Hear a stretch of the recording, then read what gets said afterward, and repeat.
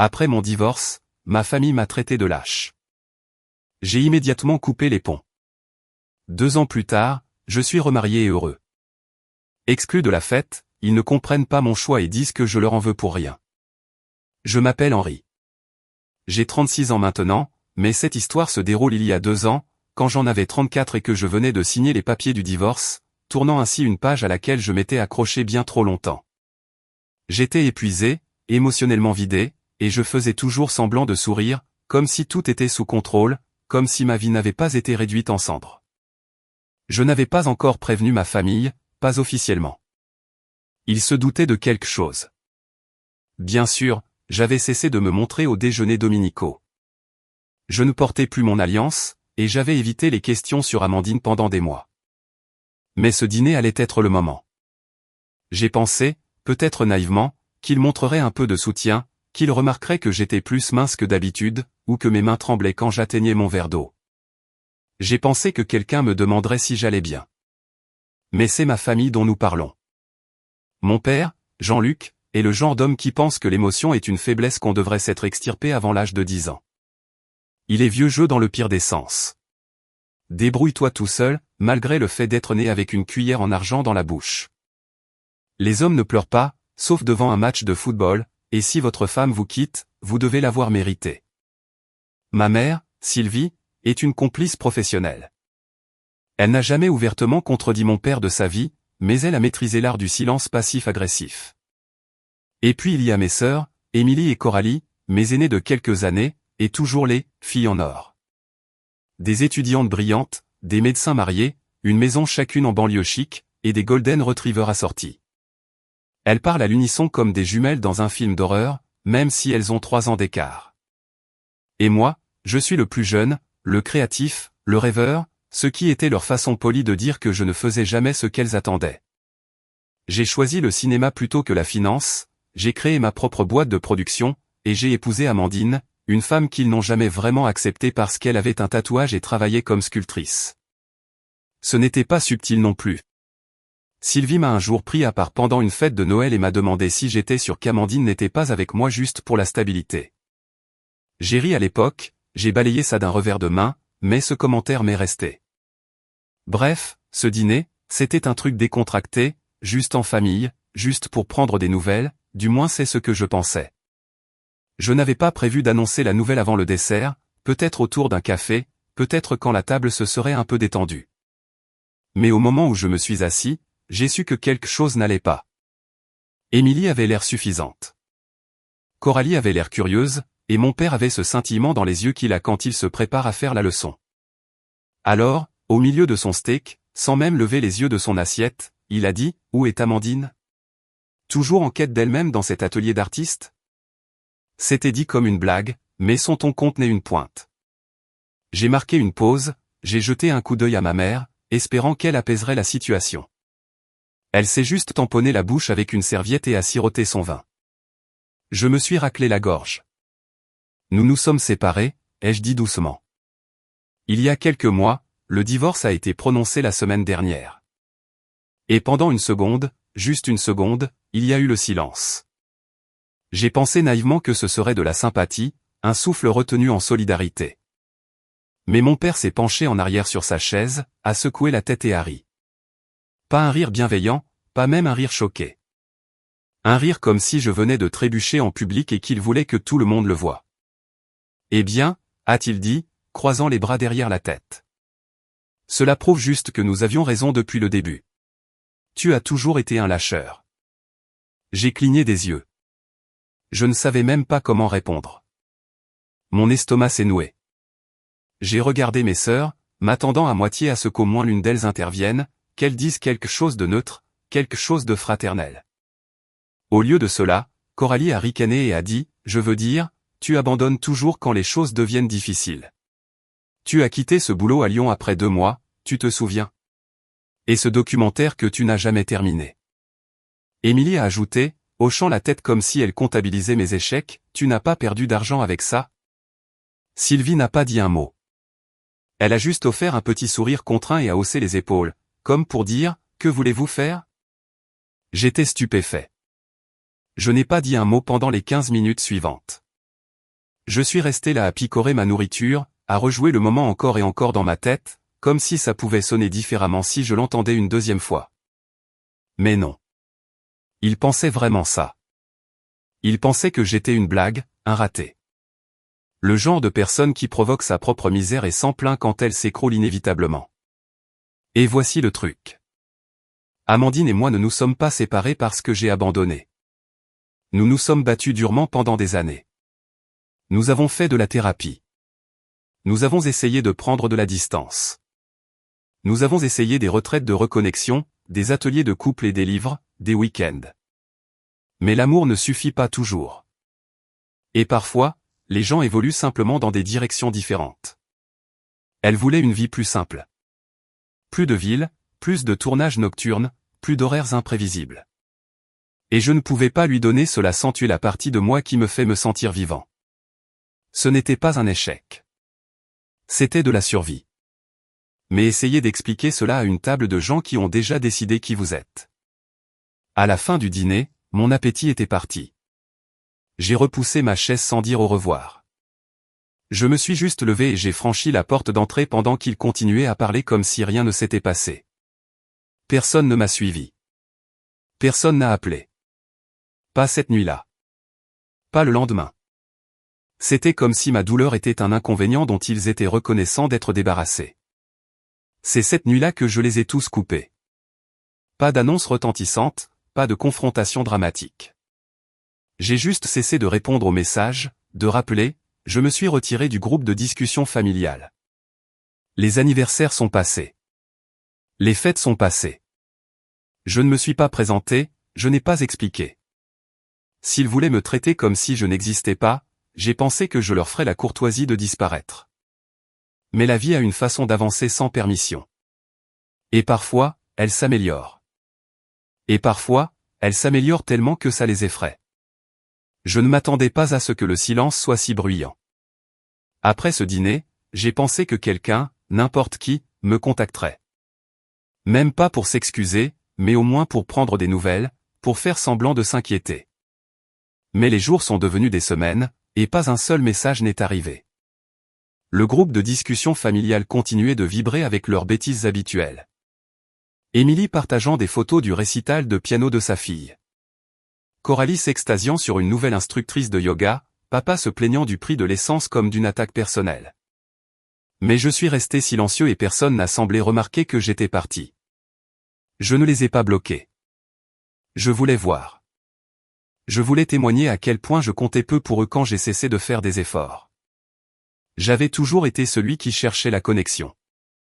C'était moi qui appelais le premier, qui envoyait les cadeaux d'anniversaire en avance, qui me souvenait des anniversaires de mariage, qui parcourait 3 heures pour Noël même quand Amandine et moi étions en pleine dispute.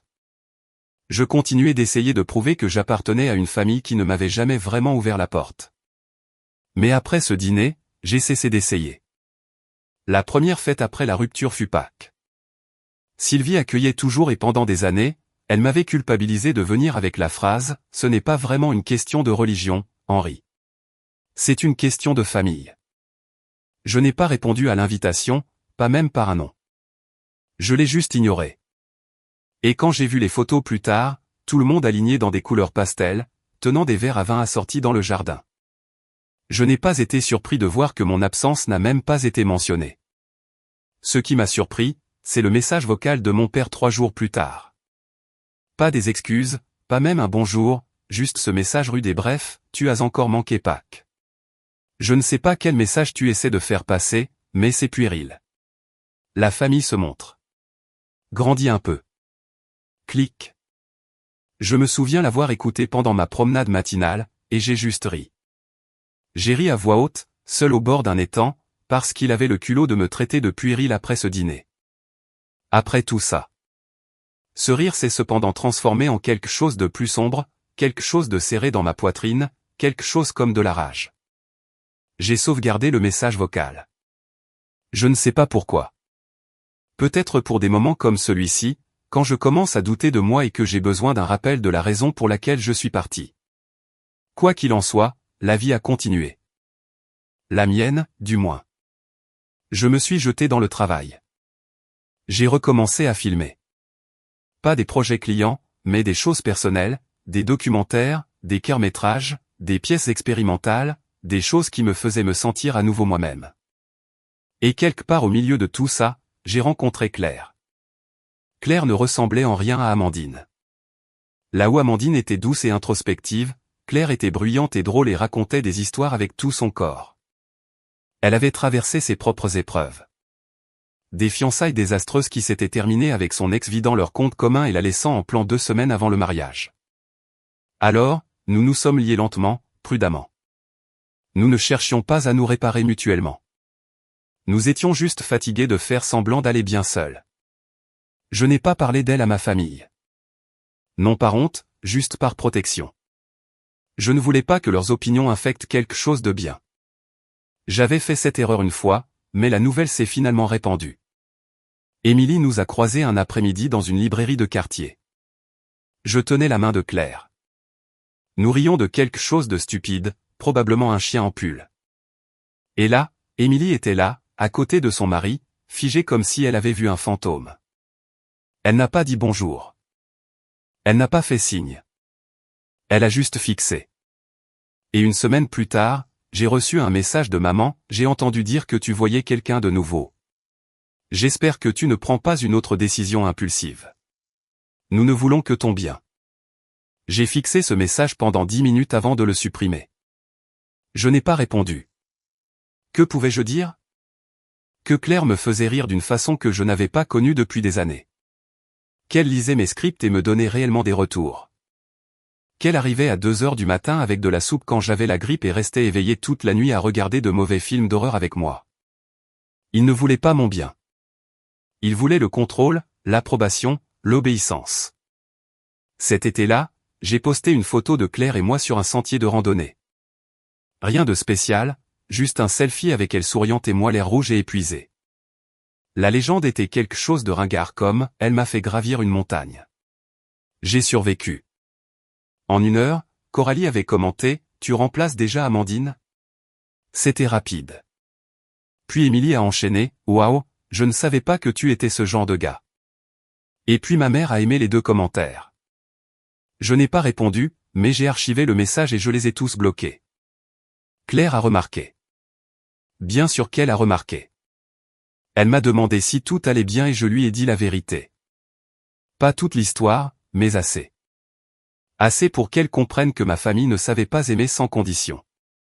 Que je n'étais pas prêt à les laisser ruiner quelque chose qui me rendait heureux. Elle n'a pas insisté, a juste pris ma main et a dit « tu n'es pas seul cette fois ». Et pour la première fois depuis des années, je l'ai cru. Le vrai point de rupture est venu cet automne-là. Claire et moi avions emménagé ensemble depuis. Ce n'était pas prévu. C'est juste arrivé. Son bail expirait. Mon appartement était plus proche de nos 2 boulots. Et nous aimions nous endormir sur le canapé au milieu des films. Un soir, nous étions en train de réaménager les meubles quand ma sonnette a retenti. C'était Émilie. Elle avait l'air différente, comme si elle avait pleuré ou peut-être retenu ses larmes trop longtemps. Son ton était tout en fausse chaleur. Salut. Waouh. Ça fait une éternité.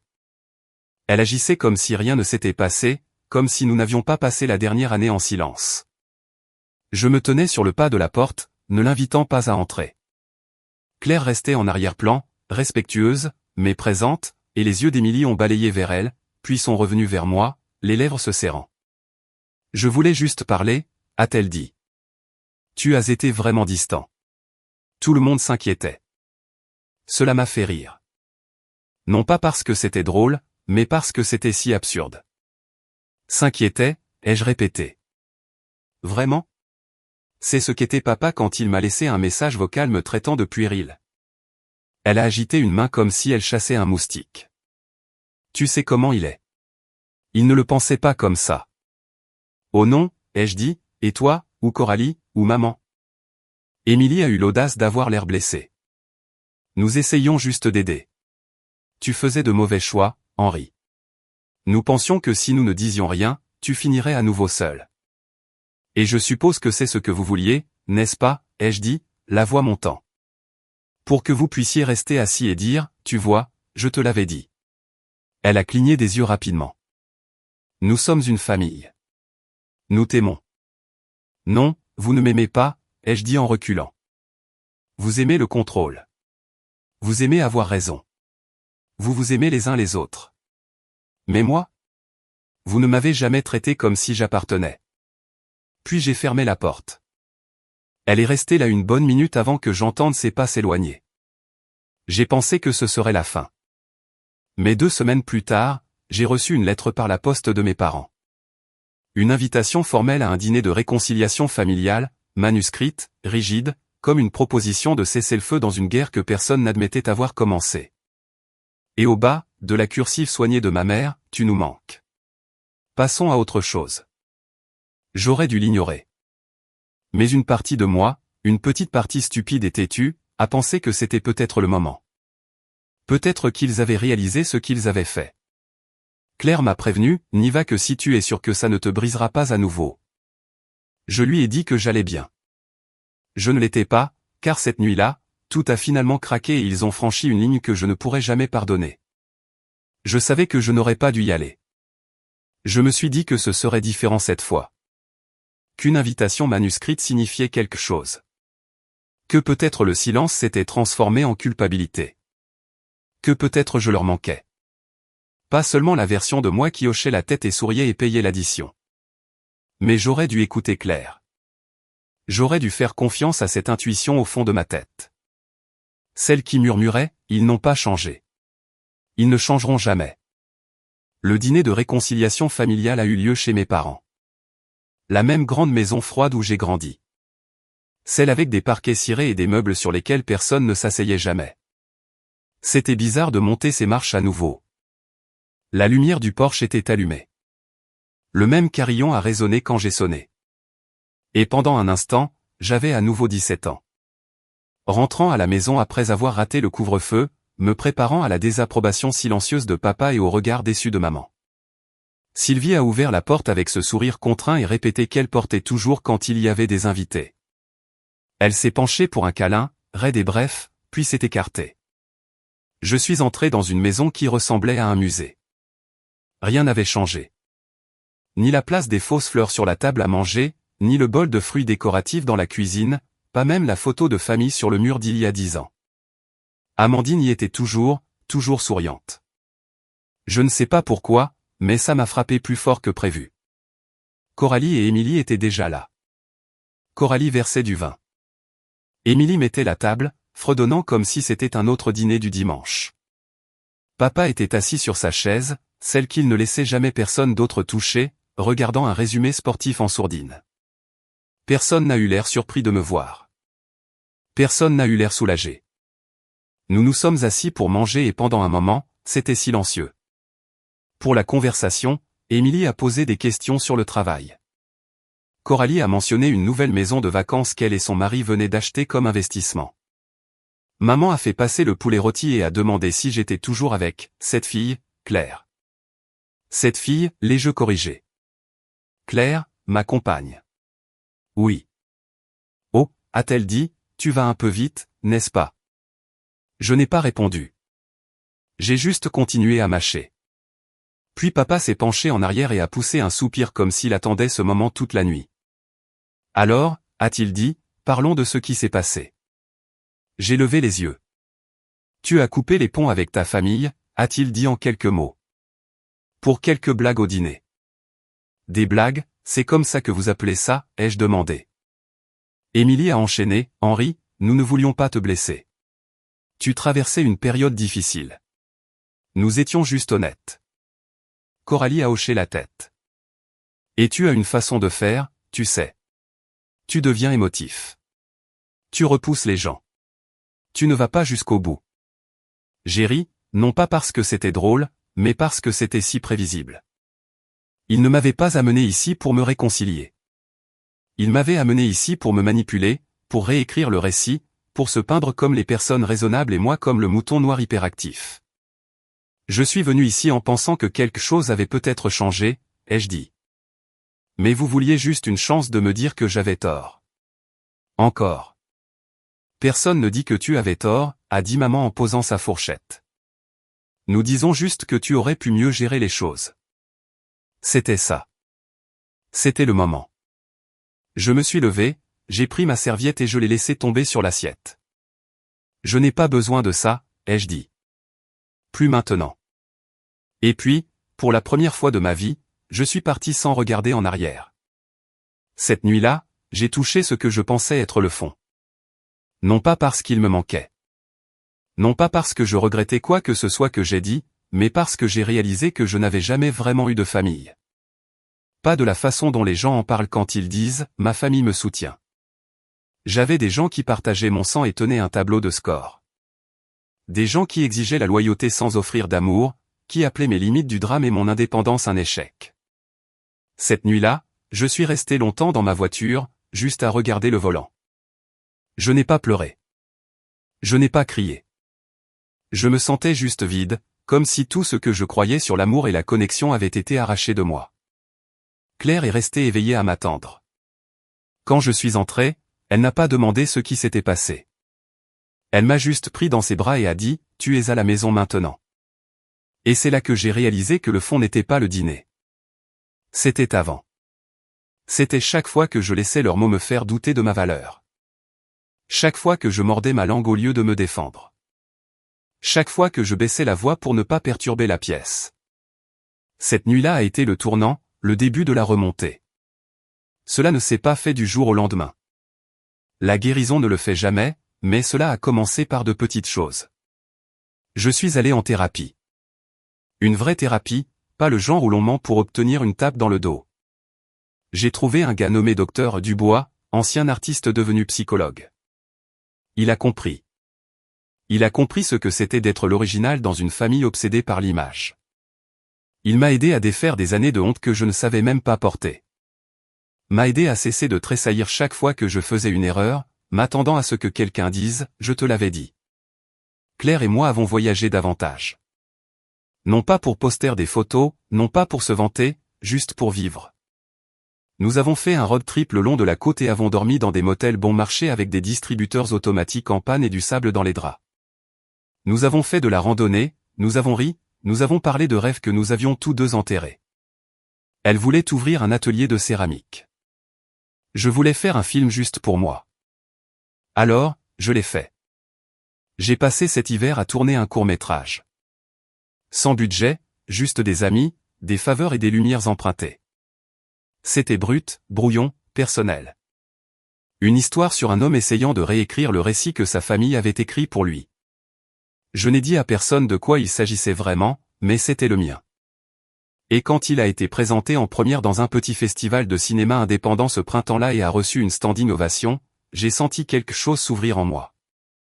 Pas de fierté, pas de justification, mais la paix. Je n'étais pas celui qu'il disait que j'étais, et je ne l'avais jamais été. Claire était là cette nuit-là, me tenant la main.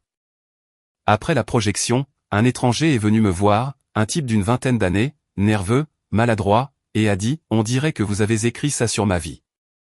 Et j'ai réalisé quelque chose. Peut-être que cette douleur avait un but. Peut-être que partir avait fait de la place pour quelque chose de réel, pas seulement de l'amour, mais du sens, de la liberté. J'ai commencé à refuser le travail qui ne m'excitait pas. J'ai dit non au projet qui me vidait. J'ai commencé à donner des ateliers à la place, à partager ce que j'avais appris, à donner à d'autres rêveurs l'espace que je n'avais jamais eu en grandissant. Pendant ce temps, le silence de ma famille s'est transformé en bruit. Coralie a envoyé un email, puis un autre, puis un message vocal disant à quel point c'était immature de ma part de continuer à les ignorer, surtout avec papa qui vieillissait. Émilie m'a contacté par l'intermédiaire d'une vieille amie commune, demandant si Claire et moi envisagerions de prendre un nouveau départ. Et puis est venu le coup de grâce. Maman a envoyé une carte. Pas de mots, juste une photo de famille. Eux debout devant la maison, papa, Coralie, Émilie, leur mari, même les petits-enfants. Et au centre, un espace comme si quelqu'un avait été recadré. Au dos de la carte, dans son écriture soignée, il y a toujours de la place si tu décides de revenir. Claire l'a vu avant moi. Elle me l'a tendu, les yeux illisibles. Je l'ai fixé longtemps. Puis je l'ai déchiré en deux parce que je ne revenais pas. Je ne me réduisais plus pour m'adapter à leur table. Et pourtant, ils n'avaient pas fini. Car juste au moment où Claire et moi commencions à parler de mariage, juste au moment où ma vie me semblait enfin mienne, ils ont joué un dernier tour. Quelque chose de si manipulateur, de si public, que cela aurait pu défaire tout ce que j'avais construit si je n'avais pas été plus fort. Je n'avais pas l'intention de me venger. Pas au début. Quand j'ai finalement coupé tout contact, ce n'était pas un geste calculé. C'était de la survie. Une ligne dans le sable. J'en avais marre d'essayer d'appartenir à un endroit où je ne me suis jamais senti à ma place. J'en avais marre de me vider pour que des gens qui prétendaient m'aimer puissent rester à l'aise dans leur version de la vérité. Et pendant un moment, j'ai vraiment essayé de passer à autre chose, de laisser tomber. Mais ils ne m'ont pas laissé faire. Ils ne pouvaient pas. Vous voyez, les gens comme ma famille ne veulent pas seulement que vous vous conformiez. Ils en ont besoin. Cela maintient leur petit écosystème fragile intact. Sans le bouc émissaire, le mouton noir, les motifs, ils sont forcés de se regarder en face. Et ça, c'est quelque chose qu'ils ont passé toute leur vie à éviter. Cela a commencé par des murmures.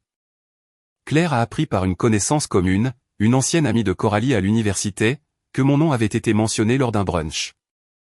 Apparemment, Émilie disait que je m'écroulais, que Claire était un rebond, et que je n'étais clairement pas encore remis d'Amandine. Claire a d'abord ri, mais quand c'est arrivé de nouveau, cette fois avec quelqu'un du milieu des festivals de cinéma, ce n'était plus si drôle.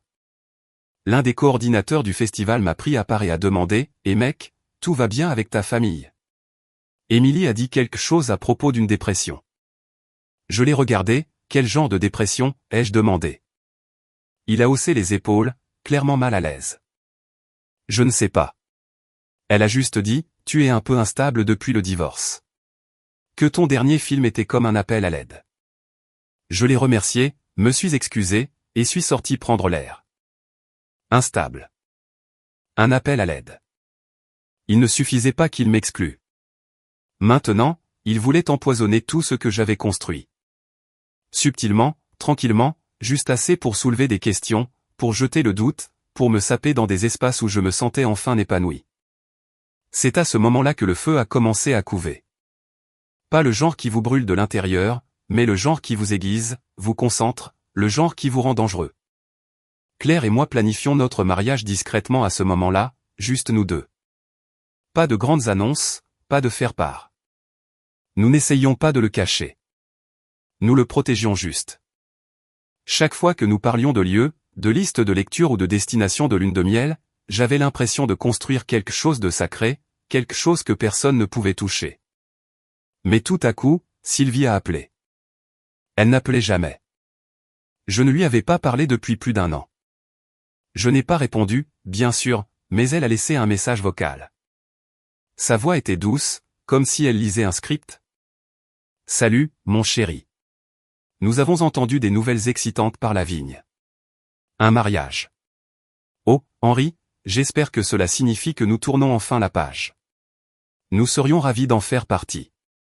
S'il te plaît, ne laisse pas de vieilles blessures gâcher quelque chose d'aussi important. La famille, c'est la famille. » C'est Claire qui l'a écouté. J'étais trop en colère pour l'entendre directement. Elle m'a juste regardé, a secoué la tête et a dit, « Ils pensent qu'ils peuvent s'y inviter par la parole. » Je n'ai pas répondu tout de suite. J'avais besoin de réfléchir. Et plus j'y pensais, plus c'était clair. Il ne voulait pas de réconciliation. Il voulait une séance photo. Il voulait se montrer dans leurs plus beaux atours, sourire à la caméra et faire comme si tout allait bien, comme s'il m'avait toujours soutenu. Comme s'il n'était pas la raison pour laquelle j'ai failli abandonner toute ma vie il y a 2 ans. C'est là que l'idée a commencé à prendre forme. Pas une vengeance au sens traditionnel. Pas de bombes incendiaires, pas de scènes dramatiques, juste la vérité livrée au bon moment, de la bonne manière, là où il ne pouvait pas s'en cacher. Je ne voulais pas les détruire. Je voulais les exposer. Alors, j'ai commencé à planifier. Première étape, tout rassembler. J'ai passé en revue mes anciens messages vocaux, emails, chaque élément de communication que j'avais des dernières années. Le message vocal de papa me traitant de puéril, le commentaire Instagram de Coralie sur le fait que je remplaçais Amandine, les ragots d'Émilie à la librairie, la carte de Noël avec la photo recadrée, les emails culpabilisants de maman. J'ai tout archivé, organisé, créé un dossier numérique intitulé « La réécriture ». Puis j'ai mis Claire dans la boucle. Elle a hésité au début. Elle ne voulait pas que je sois de nouveau entraîné dans leur drame, mais une fois qu'elle a vu à quel point la manipulation était profonde, à quel point tout cela était calculé, elle a compris. Elle m'a même aidé à recueillir plus de contexte. Elle a parlé à des connaissances, comparé des dates, fait des captures d'écran. C'est devenu notre petite mission silencieuse. Étape suivante, préparer la liste des invités. Nous avons décidé d'une petite cérémonie, pas plus de 40 personnes, juste des amis proches, une famille choisie et des collègues qui étaient devenus plus comme des frères et sœurs que mes vrais ne l'avaient jamais été. J'ai envoyé les invitations individuelles à la main, écrit des notes personnelles dans chacune, mais quand il a fallu envisager d'inviter quelqu'un d'entre eux, j'ai fait une pause. Claire a demandé doucement un soir, « Tu veux qu'il soit là ?» J'ai secoué la tête. Non, mais je veux qu'ils sachent pourquoi ils ne le sont pas. Alors, j'ai commencé à écrire des lettres, pas des invitations, des déclarations. Chacune était adressée personnellement à maman, à papa, à Émilie, à Coralie. Je n'ai pas vociféré. Je n'ai pas insulté. J'ai juste dit la vérité. J'ai écrit sur ce dîner, comment ils ont ignoré ma douleur, se sont moqués de mon divorce, m'ont traité de lâcheur. J'ai écrit sur le silence qui a suivi, sur la façon dont personne n'a pris de mes nouvelles, pas même une fois. J'ai écrit sur leurs commentaires en ligne, leurs ragots, leur fausse tentative de réconciliation qui s'est terminée par des reproches et de la manipulation. J'ai écrit sur la carte, la photo, le trou au milieu de la photo où j'étais autrefois. Et puis je leur ai dit ce que serait le mariage. Une célébration de l'amour construite sur le respect, sur la guérison, sur le choix. Et c'est pourquoi ils n'étaient pas invités. Je ne les ai pas encore postés. J'ai attendu parce que j'avais un dernier coup à jouer. J'ai appelé une vieille amie, Julie, quelqu'un avec qui j'avais travaillé il y a des années sur un documentaire sur l'éloignement familial. Elle dirigeait maintenant une organisation à but non lucratif qui soutenait les enfants adultes de familles toxiques. Elle m'avait toujours dit, si jamais tu veux raconter ton histoire, Henri, je t'y ferai de la place. J'ai dit, oui, nous avons filmé une courte pièce, juste 10 minutes, tournée dans un studio calme, brut, intime. J'ai raconté mon histoire, sans nommer de nom, sans donner tous les détails, mais en parlant honnêtement de la honte d'être le bouc émissaire, de l'épuisement d'être le pacificateur, du chagrin de laisser partir des gens qui ne m'avaient jamais vraiment vu. Elle a été mise en ligne sur la chaîne YouTube de l'organisation à but non lucratif 3 semaines avant le mariage. Elle n'est pas devenue virale. Ce n'était pas le but, mais elle a atteint les bonnes personnes. Je le sais parce que 2 jours après sa mise en ligne, j'ai reçu un email d'Émilie. Juste une ligne. Incroyable. Tu as étalé nos problèmes en public à des étrangers. Pas d'excuses, pas de réflexion, juste de l'offense. C'est là que j'ai su que j'avais touché une corde sensible. Parfait. Alors, j'ai posté les lettres, chacune dans une enveloppe noire, sans adresse de retour. À l'intérieur, une copie imprimée de la pièce que j'avais écrite. Pas de mots manuscrits, pas de signature, juste la vérité. La veille du mariage, j'ai reçu un dernier message. C'était de maman. Un message vocal. Tu as humilié cette famille, Henri. Quoi que tu penses que nous ayons fait, quelle que soit la version des événements que tu as créés dans ta tête, tu te trompes. J'espère que tu apprécieras ta petite performance demain, sache juste que quand tout s'effondrera, nous ne serons pas là pour ramasser les morceaux. Claire et moi l'avons écouté ensemble. Elle m'a regardé et a dit, il panique. Et j'ai réalisé qu'elle avait raison parce que le pouvoir n'était pas dans l'événement, il était dans le choix. Je ne réagissais plus. Je décidais. Et le lendemain, quand nous avons descendu cette allée, quand j'ai vu Claire me sourire comme si j'étais l'endroit le plus sûr du monde, j'ai su que je n'avais pas seulement échappé à quelque chose de toxique. J'avais construit quelque chose de mieux. Mais je n'avais pas encore fini. Car après le mariage est venue la retombée. Et ce qu'ils ont fait ensuite, ce fut leur plus grande erreur parce qu'ils ont essayé de transformer en arme la seule chose qu'ils pensaient que je voulais encore. Mon nom, mon héritage, mon histoire. Et j'ai dû leur rappeler que je n'étais plus l'enfant effrayé à la table du dîner. Je suis l'homme qui est parti et a construit une vie digne d'envie. Et maintenant il était temps de s'assurer qu'ils ne réécrivent plus jamais cette vérité. Je ne m'attendais pas à ce qu'ils se montrent. Pas physiquement, en tout cas. Pas après les lettres, pas après la vidéo. Je pensais que peut-être qu'ils comprendraient enfin le message et se retireraient là où les gens comme eux vont quand ils réalisent qu'ils ne sont plus le centre de l'orbite de quelqu'un. Mais le narcissisme ne s'estompe pas discrètement. 3 jours après le mariage, alors que Claire et moi étions encore en lune de miel, dans un chalet niché dans les montagnes, sans signal, sans bruit, j'ai allumé mon téléphone et j'ai été accueilli par un flot de messages, d'appels manqués et de notifications. Apparemment, Émilie avait posté quelque chose, un collage de photos. À première vue, cela ressemblait à un hommage. Des photos de nos enfants, des vacances en famille, des photos de balles de promo gênantes, même ma photo de remise de diplôme. Sa légende disait, peu importe à quel point tu cours, nous serons toujours une famille. Félicitations à mon petit frère Henri pour s'être marié. Même si nous n'avons pas été invités, nous sommes toujours fiers de toi. Famille avant tout, amour inconditionnel. Il y avait des centaines de commentaires. La plupart étaient des vœux génériques de ses amis. Certains, cependant, étaient confus. Quelques-uns ont demandé pourquoi elle n'avait pas été au mariage. L'un a même dit, « Henri n'a-t-il pas coupé les ponts avec vous ?» Mais le message n'était pas le pire. Elle a tagué Claire. Claire, qui n'avait jamais interagi avec Émilie en ligne. Claire, qui avait déjà bloqué ma famille partout. Maintenant, elle était entraînée dans leur toile avec des étrangers commentant sa page, certains la félicitant, d'autres clairement du cercle de ma famille, suggérant subtilement qu'elle m'avait isolé de mes racines. Claire m'a montré un des commentaires, c'est un signal d'alarme quand quelqu'un coupe les ponts avec toute sa famille juste parce que son nouveau partenaire ne s'intègre pas. Nous étions assis sur le canapé du chalet, entourés de pain et de calme, à regarder l'écran. Ce n'est pas seulement de la manipulation, a-t-elle dit doucement. C'est du contrôle d'image. Et elle avait raison. Ils n'essayaient pas de se reconnecter. Ils essayaient de réécrire l'histoire. Ils voulaient faire croire qu'ils m'avaient toujours soutenu, que j'étais l'instable, la mère, le petit frère émotionnellement fragile qui repoussait tout le monde. Et qu'ils étaient les saints, infiniment patients, infiniment indulgents, attendant juste que je rentre à la maison. Mais cette fois, j'étais prêt. J'avais passé des années à les laisser écrire l'histoire, à les laisser façonner le récit, à les laisser contrôler ce que les gens pensaient de moi, de mes choix, de ma vie. Plus maintenant. J'ai envoyé un message à Julie. Elle a répondu immédiatement. Je m'y attendais, a-t-elle dit. Tu as toujours tes identifiants de compte ? J'ai hoché la tête. Nous nous sommes mis au travail. La page de l'organisation à but non lucratif avait grandi depuis la première vidéo. Leur plateforme touchait des milliers de personnes maintenant.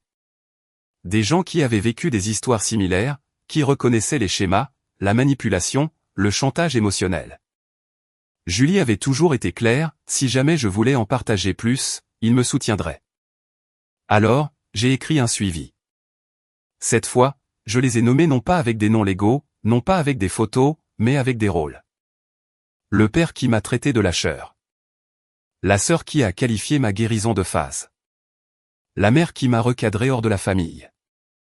J'ai raconté l'histoire complète calmement, clairement, avec des horodatages et des captures d'écran et des citations directes des lettres qu'ils m'avaient envoyées, des commentaires qu'ils avaient faits, des messages vocaux qu'ils avaient laissés. J'ai flouté les informations d'identification, anonymisé les visages, mais je me suis assuré que chaque phrase était ancrée dans la vérité. Et à la fin de la vidéo, j'ai inclus une seule ligne en texte blanc sur un écran noir, ils m'ont dit que je réécrivais l'histoire. Je ne fais que la lire à voix haute. La vidéo est sortie un mercredi matin. Le vendredi, elle avait 250 000 de vues.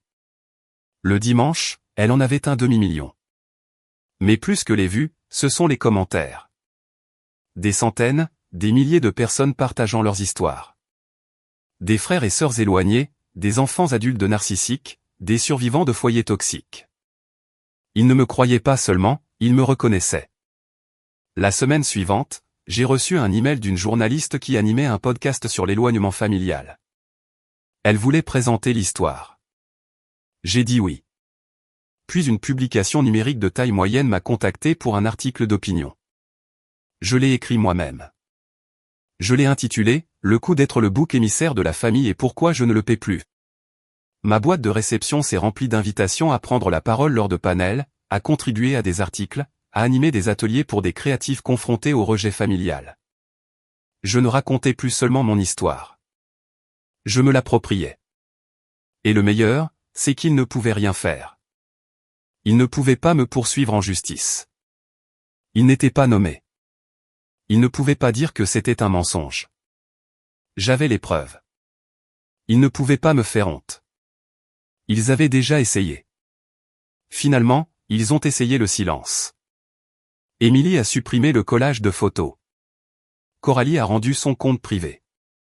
Ma mère a envoyé un dernier message. Pas de mots, juste un emoji de cœur brisé, mais le mal était fait. Leur récit s'était effondré. Le mien avait pris racine. Quant à moi, Claire et moi avons acheté une maison juste à l'extérieur de la ville. Un endroit calme, ensoleillé, avec un jardin assez grand pour le chien que nous avions juré de ne pas prendre, mais que nous avons pris quand même. Un bâtard nommé Basile avec une oreille qui ne retombait jamais tout à fait de la même manière 2 fois. Je fais toujours des films, plus que jamais, mais je parle aussi, j'enseigne, je mentorise. Ma boîte de réception est pleine de gens me remerciant d'avoir survécu, d'être parti, d'avoir dit la vérité. La vengeance n'était pas bruyante. Elle n'était pas mesquine. Elle n'était pas cruelle. C'était ça. J'ai bien vécu. J'ai dit la vérité. Et je n'ai jamais regardé en arrière. On dit qu'on ne choisit pas sa famille, mais on peut choisir sa fin. Et j'ai choisi la mienne.